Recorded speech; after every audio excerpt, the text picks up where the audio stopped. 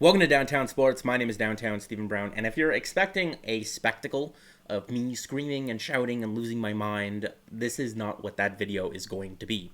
Because over the course of the time that I've spent cheering for this team, which is over 20 years now, the Toronto Maple Leafs have lost several games to the 42-year-old AHL Zamboni driver. Not literally, but figuratively, and if you were there for those 20 years as well, you understand what I mean.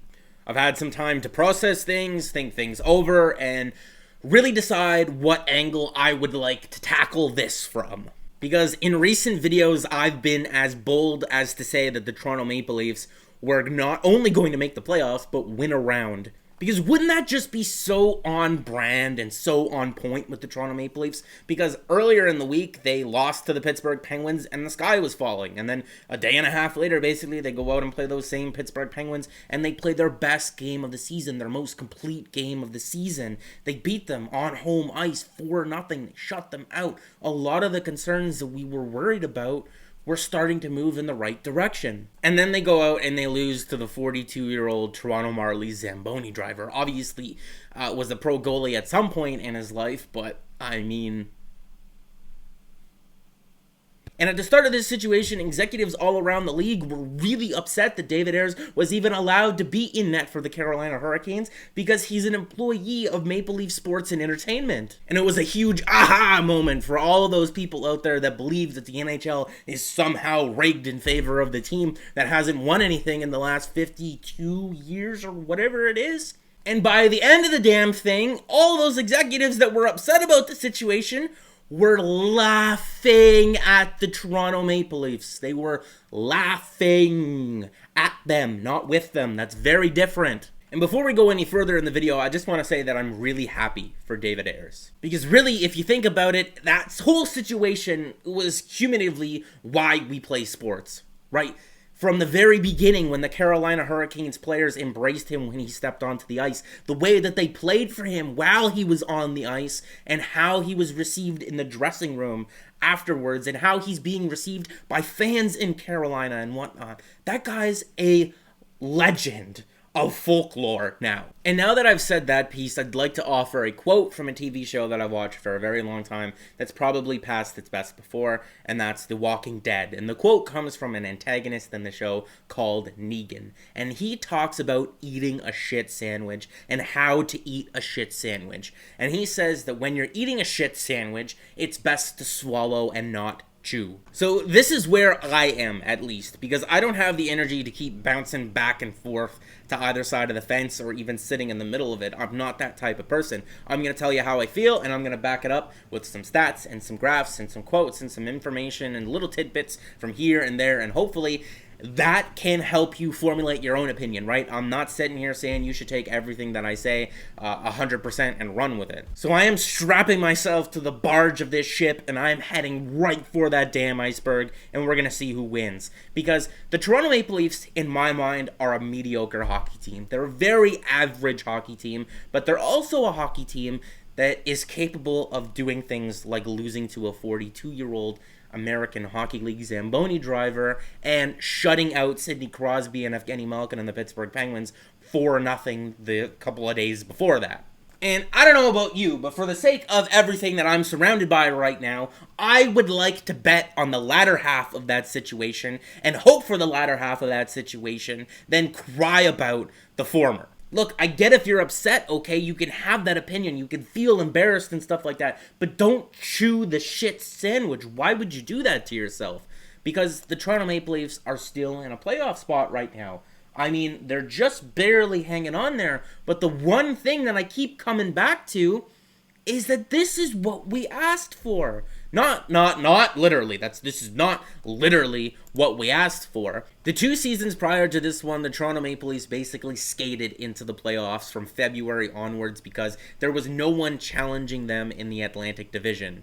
And a lot of people will point to the fact that they didn't play a meaningful game down the stretch in either of those 2 years as a reason why they lost to Boston. They just weren't ready for them. Now, I'd argue that the Nazem Kadri suspension in both years were probably a bigger factor. Last season, the fact that the entire D-corps was decimated by injuries and Zach Hyman was killing penalties on one knee, those were probably bigger factors than the fact that they didn't play a meaningful game down the stretch. But I do believe that that argument has some merit to it. So right now, the Toronto Maple Leafs are facing adversity. They've been facing adversity ever since Mike Babcock was fired in November, and we have to see if they rise to the occasion or they sink.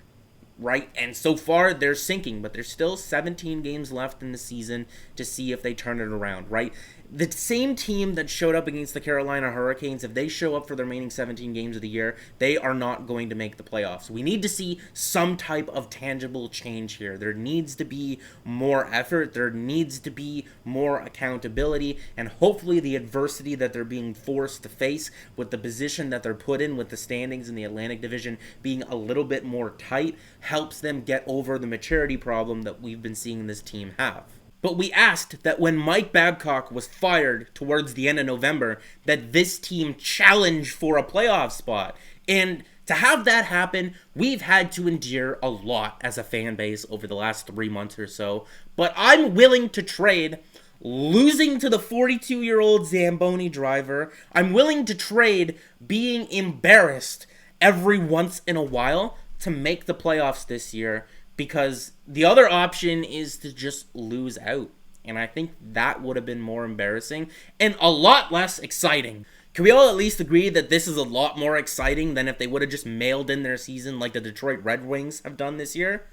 And I get that you're disappointed, and I get that some people don't have the energy to be optimistic about a situation like this. And I understand that a situation like this doesn't always deserve optimism. But that's okay. That's okay. I will be optimistic in this situation. You can handle it however you want to handle it. And in a couple of days from now, we can come back and we can reassess the situation when we have a little bit more information to go off of. And whether or not you were at the game and you spent money to go see that game or not, every fan, to be here right now watching this video on my channel, you had to invest something in the Toronto Maple Leafs in your lifetime. And I can understand why you're frustrated, because when you invest something, you would like a little bit of a return in exchange for your initial investment. And I can understand why it's frustrating to watch guys who asked for a lot of money talk about work ethic and their play being dog shit as of recently. And it's not just Mitch. It's Austin. It's Willie. It's the coach. It's John Tavares. It's Austin Matthews. All of these guys. Even Kyle Dubas, because the guy talks an awful lot. And I'm going to phrase my words very carefully here, because never would I say that this team doesn't care, okay? They're professional athletes. They have pride.